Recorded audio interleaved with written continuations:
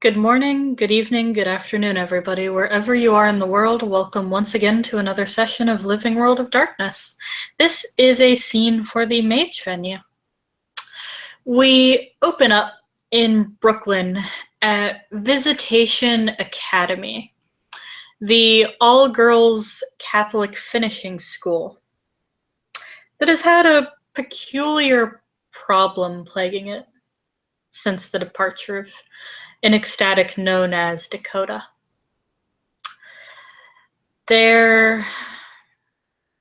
Well, to the two that are approaching the building, they will see conveniently nothing is currently amiss. There is no gray overcast, there is no darkness, there is simply the healthy bit of paranoia and sadness. Just a feeling that kind of pervades this place. As they approach the front gates, they will see that currently the school is open.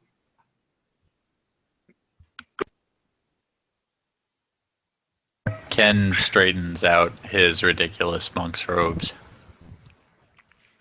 Why the fuck did you have to wear them? Look, they get fucking funny about religion. It's on the fucking sign. If you're gonna do something, you gotta do it right. Okay. So Michelle in front doesn't like me. Apparently I threatened to fucking kill her once. She put in a complaint. It was fucked up.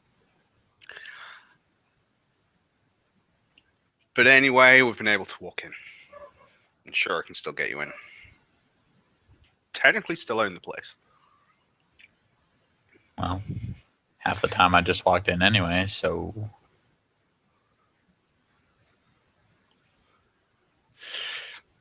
Yeah. And, yeah. Nomi will lead them into the building.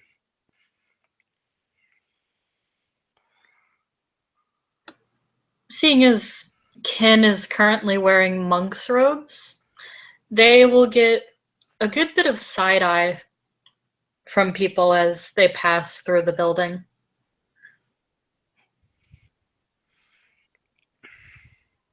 Hater's gonna hate.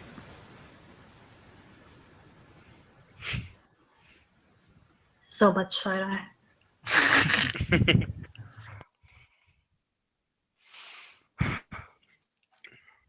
There's vague gossiping from freshly no longer teenage girls. For fuck's sake. Nomi will scowl aggressively at any who actually look at them. But and head towards the music room.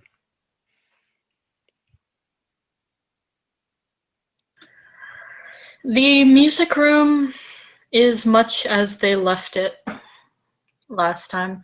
In fact, it even looks like occasionally it's been opened up once again for music classes. The lights at the moment are off, however, and the door is closed. There doesn't appear to be anything going on.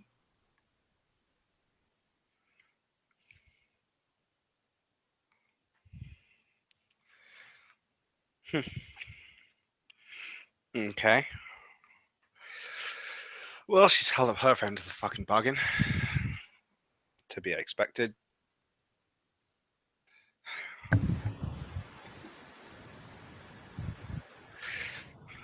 Ken just kind of like So looks at Naomi.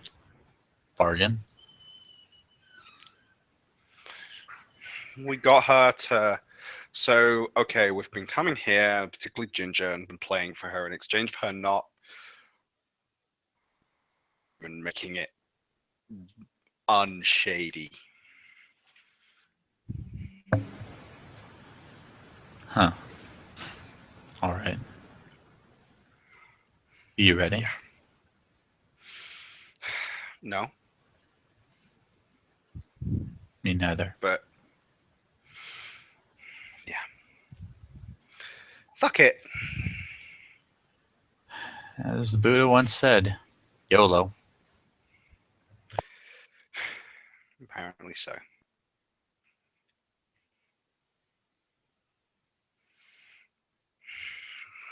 So, Samara, you there? Naomi will tinkle some keys on the piano. It won't be a coherent tune. It's literally just a few notes. The porcelain skinned figure will sort of just step out of a shadow. She looks around, almost confused. You two by yourself? Ginger's not here today. Oh.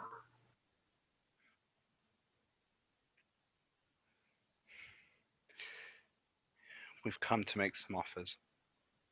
We want to help you. She tilts her head to the side slightly. Her unblinking eyes don't leave Naomi. How do you wish to help me?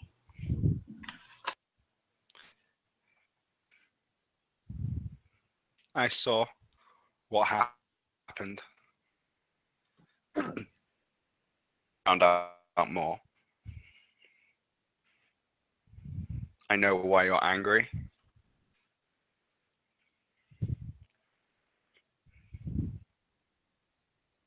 Because you don't forget the bad things that have happened. You have nowhere to hide. And you didn't do anything to deserve that. Yes. I do.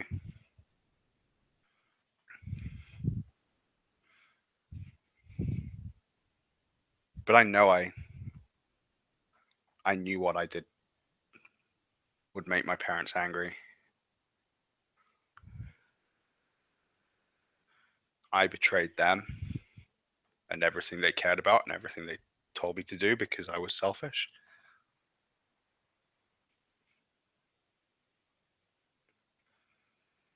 You said you want justice.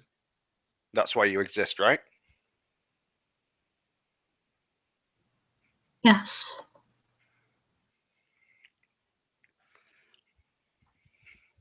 For the past several years, I found oblivion enjoying heroin. The end of a fucking needle.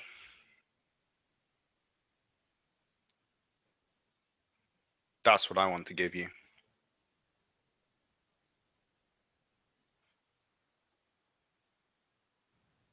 That's my bargain. You wish to give me drugs? No. I wish to give you forget. Like, I wish to give you the ability to forget and enter a fucking happy place where the past doesn't fucking matter anymore.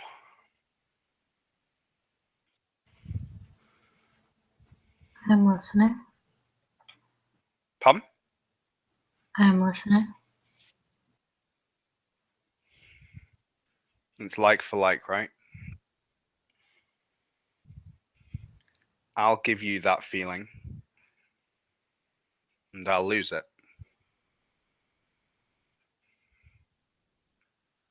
I don't have the ability to hide in the end of a needle anymore. Then Ken has something else. And then I have a final bit.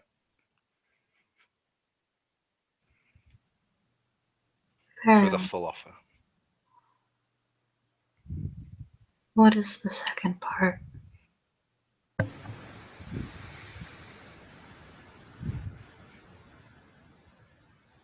As you are, you cannot move on. You're bound in your karma. The only beings that can independently rebalance that in themselves are, well, mortal. That's why souls renew through the cycle.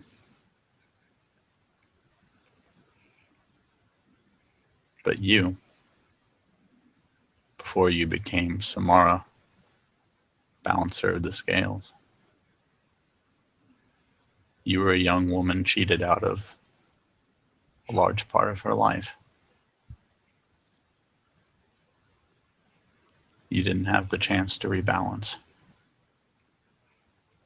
You didn't have the chance to find peace.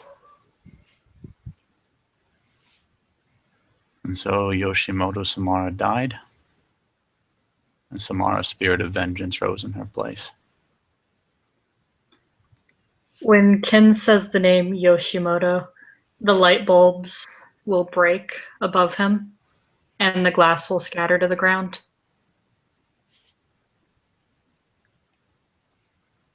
"10 years of my natural life taken from me, given to you. 10 years to rebalance.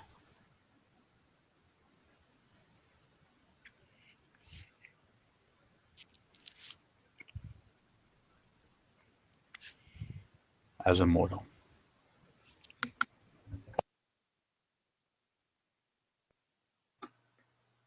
I see. And the final part of this deal? You'll be immortal and you'll be young and you'll need a family.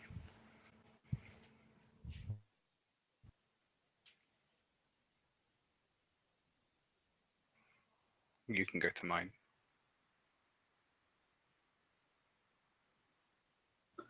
You would give up your own family.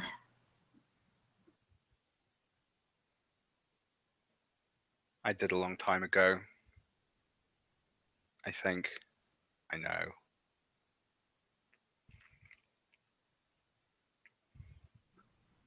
How do I know this family will not do the same as mine did?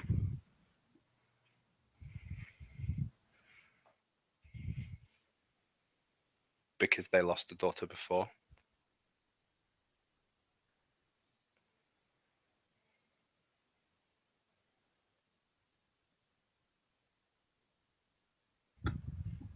And if they betray me, will our deal be annulled?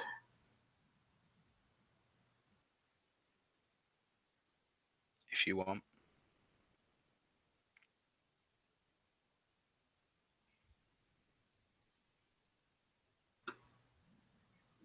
I see. Provided you tell me when that happens. You come to me and tell me. Of course.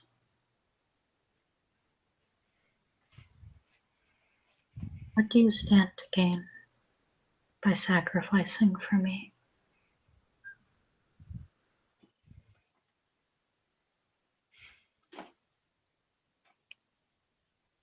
You deserve better.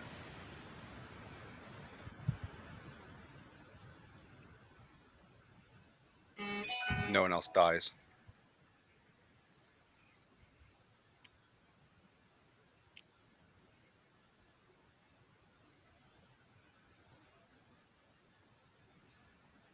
I see. If you give up your family to me, they will have no recollection you had ever existed. You wish to burn this bridge forever.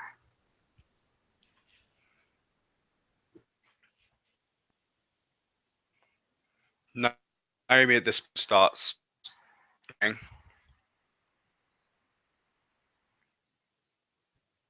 quietly, but can't speak.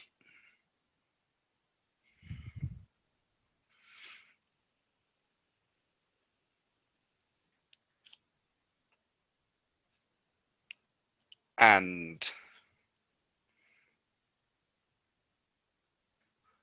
doesn't say anything, then it will be a good couple of minutes before she doesn't say anything. She just nods. In fact, I'll actually roll willpower to allow her to nod.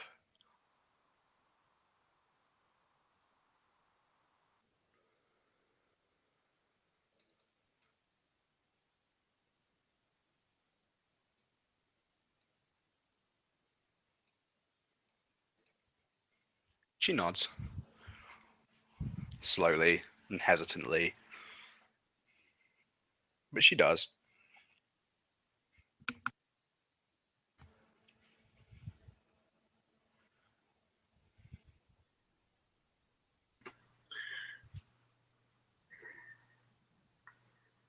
Then you will give me your ability to forget, your ability to move on, your very connection to your family.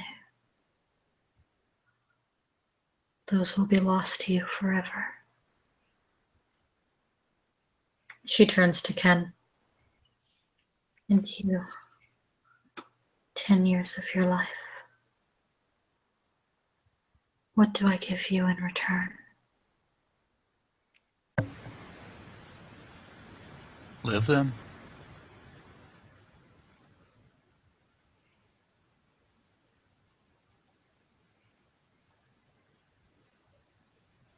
That's all I ask.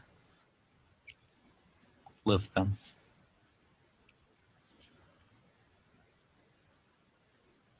And our old deal still stands, Samara.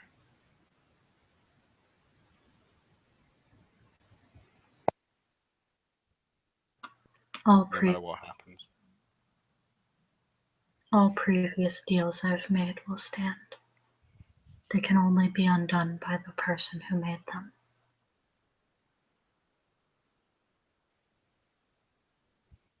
Okay.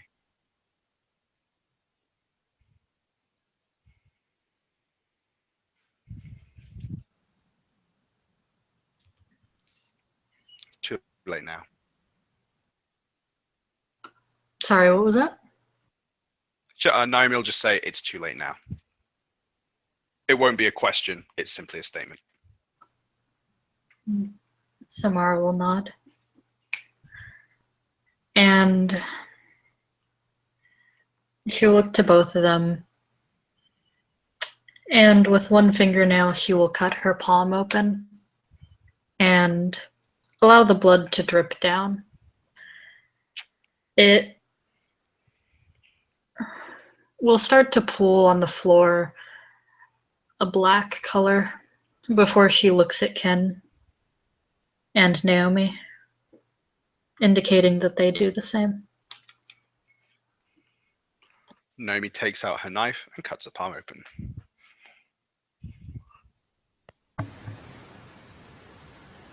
Ken manages without contracting tetanus. You don't know that. Roll stamina. I'm not using her knife. I'm using my fucking knife. Jesus.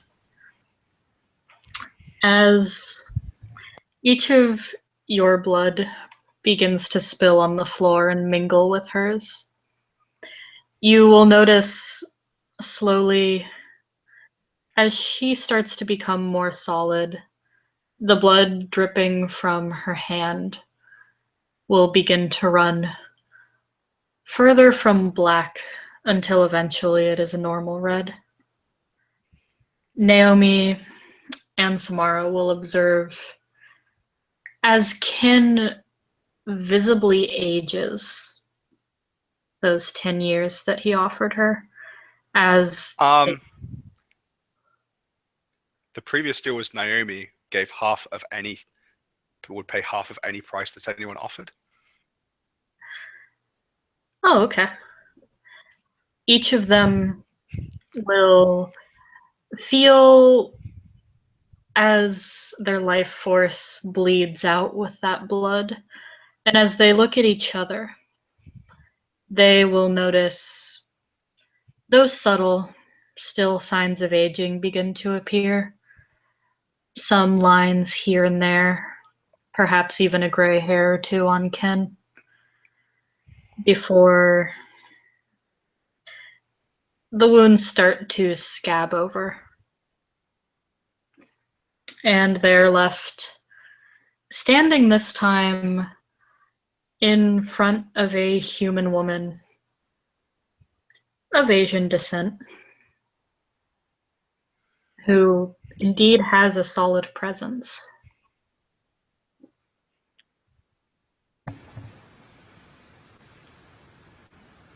Welcome back to the world of the living.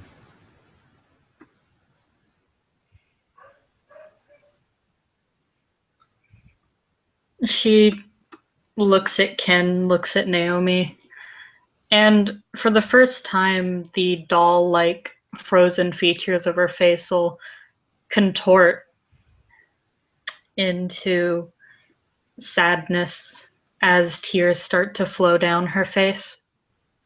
And she will actually slump to her knees and start to cry. Ken watches this for a few seconds before he kneels down and puts his arms around her shoulders in a hug. Naomi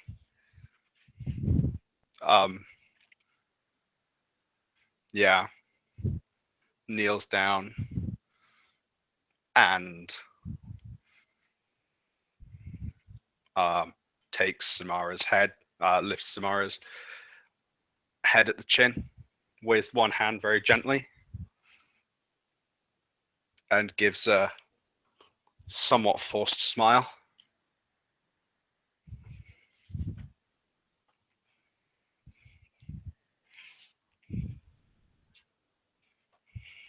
Samara looks at her like somebody who is actually now processing years and years of grief.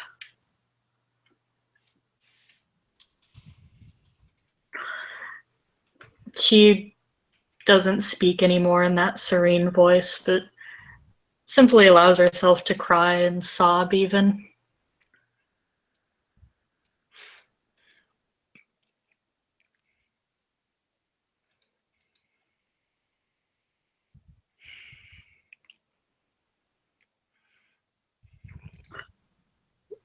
What do I do now?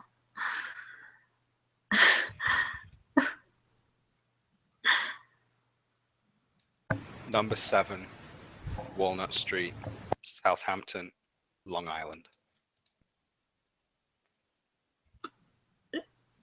Is that?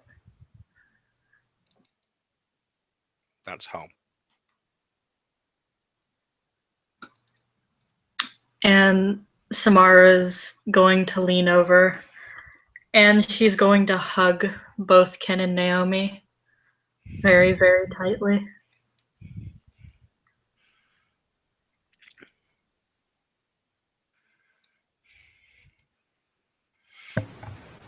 Naomi flinches away. I'm so sorry. I know you are. Look at me. She'll look at Ken.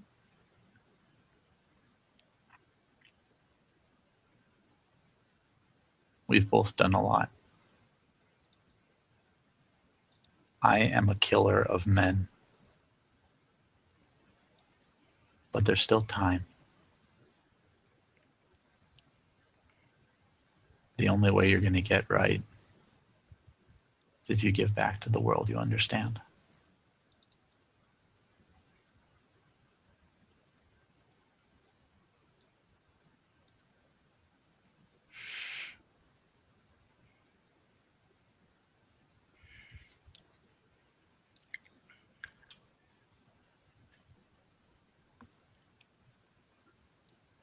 Don't know how.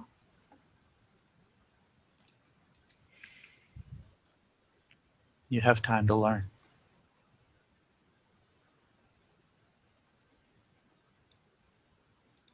Yeah. There's always a way.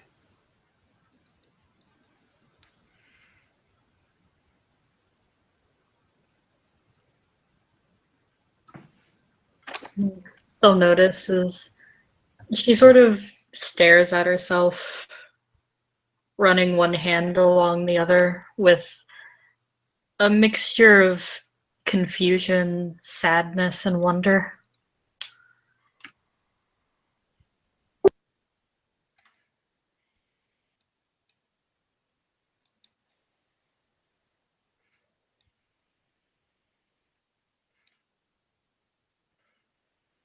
You're real now.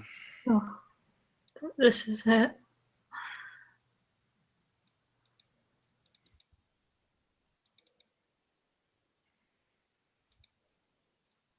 What do you mean?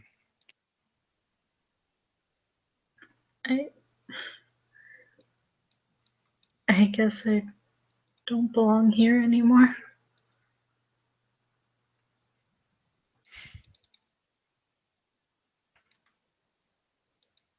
You have a new home.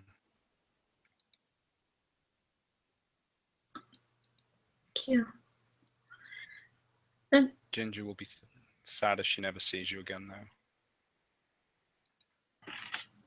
Can I see her again? You'll have to come to us.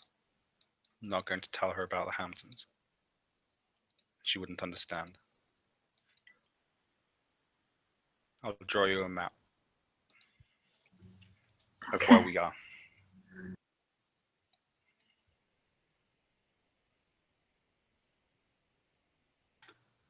She'll nod. A rough map of where the Chantry is.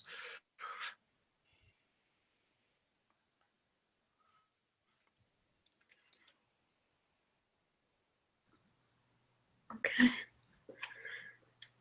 How do I get to home? I have a car. Will take me? Yes. But before we get there, it is no good going on a big trip on an empty stomach.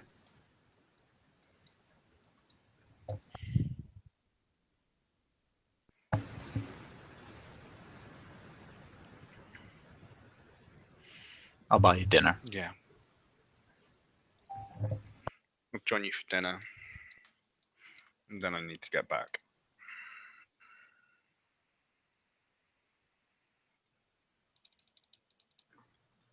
Okay. Just in case. I mean, I'll call that difficulty 8 because I mean, it's a fairly obvious lie.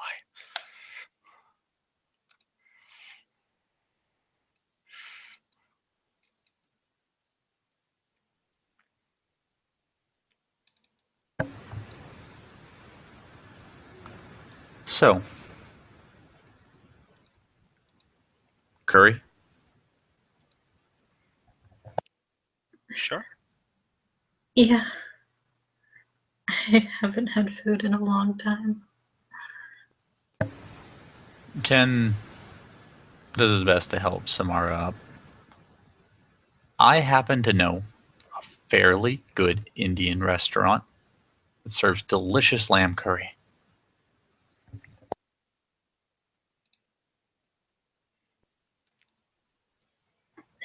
Yeah. Let's go. And Ken smiles. Let's. And she will take his hand and stand up. He will notice that she no longer feels like ice.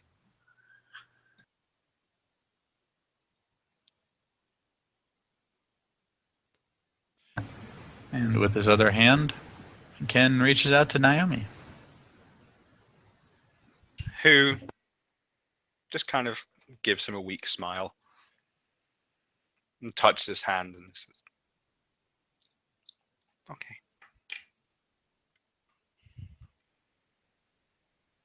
But doesn't hold it. And unless there was anything you guys wanted to do,